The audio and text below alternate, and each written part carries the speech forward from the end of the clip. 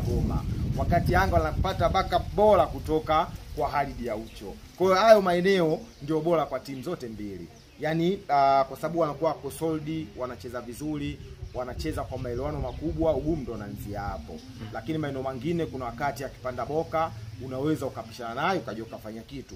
Akipanda Shabalala spidi yake ndogo, tuliona kwa Zidane Seleli ilitokea kitu kama hicho, naomba muongozo Shabalala, Zidane akaenda akafunga goli.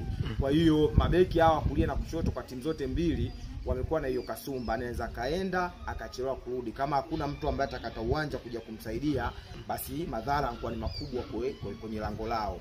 Kwa eneo ambalo liko solid ni mabeki wakati wa timu zote mbili pamoja na eneo la goalkeeper. Katika maeneo ambayo umeyataja, eneo la goalkeeping, eneo la mabeki wakati timu zote mbili, pengine yanaweza kasaidiaje, yanaweza kasaidia kwa namna gani kuchagiza mchezo kuwa mwepesi au mgumu, Mswahili?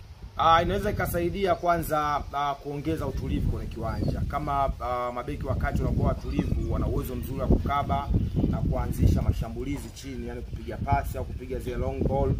Jambo la kwanza naongeza utulivu. Kama unaongeza utulivu, hata wale viungo washambuliaji pamoja na washambuliaji wa timu husika na wenyewe pia kuna kitu kitaongezeka kwamba eneo letu la chini liko salama. Kwa kama liko salama, sisi ndo tulazimishe tuweze kupata magoli kwa mpinzani ambaye tunacheza naye, kwa sababu tuna uhakika na mabeki wetu ambao wanacheza vizuri pamoja na goalkeeper na kiungo mkabaji. Sisi tupush tutengeneze nafasi tupate magoli, lakini pia tutaisaidia timu kwenye kukaa. Basi tulazimishe, lakini walau tuna uwezo kuja kuisaidia timu kuja kukaba mpaka eneo la katikati. Kwa utulivu wa mabeki unasaidia pia utulivu wa viungo washambuliaji pamoja na washambuliaji.